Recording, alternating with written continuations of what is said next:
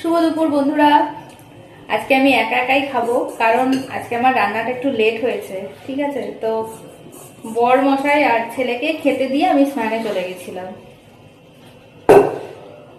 আর একটু আগে বর চলে গেল কাজে, কোথা থেকে আসে, যাই হোক কাজে চলে গেছে। আর ছেলে গেছে ড্রয়িং এ। এখন আমি বাড়িতে একা, আমি আজকে একাই খাবো। যাই হোক, আজকে রান্না করেছি, দাঁড়াও শসাটা দিয়ে নি।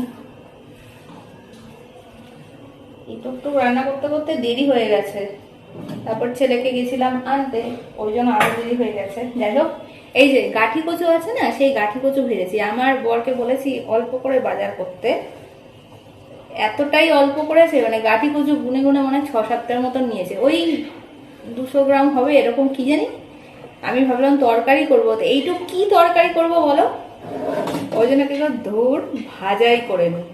তো এই যে গাঠি কচু ভাজা করেছি, একটু লঙ্কা গুঁড়ো ছিটিয়ে দিয়েছি জানো, যদি আবার গলা ধরে, অনেকটাই আছে। এটা করেছি। আর হচ্ছে ডাল, টমেটো দিয়ে ডাল,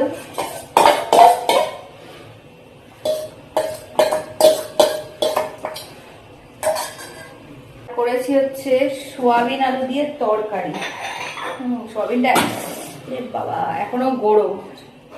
এই দেখো, আজকে সোয়াবিনটা জানো অন্যরকম করে করেছি। কি পেঁয়াজ, আদা, রসুন একদম মাংসের মতন করেছি। আজকে ওরা বলছে মা সব কটা রান্না আজকে খুব ভালো হয়েছে, মানে একদম নাকি, মানে একদম সব ঠিকঠাক হয়েছে আর কি, বুঝলে। পেঁয়াজ, আদা, রসুন এগুলো দিয়ে, টমেটো সব দিয়ে পেস্ট করে, একদম মিক্সিতে পেস্ট করে নিয়েছি। করিস না রে বাবা, একবারে পেস্ট করে নিয়ে একটু ঝোল রেখেছি, নাহলে তো খেতে পারবে না,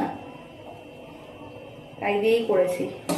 মাংস মাংস একটা ব্যাপার, ঠিক আছে। আচ্ছা, এই তো ভাত সব নিলাম। ও হ্যাঁ, আরেকটা আছে, এই যে আমের চাটনি দেখা যাচ্ছে, এই যে আমের চাটনি হয়ে গেল রেডি।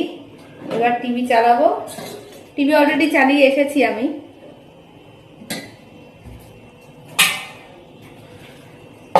টিভি চালাবো আর খাবো। আর এই দেখো আমার লাঞ্চ রেডি।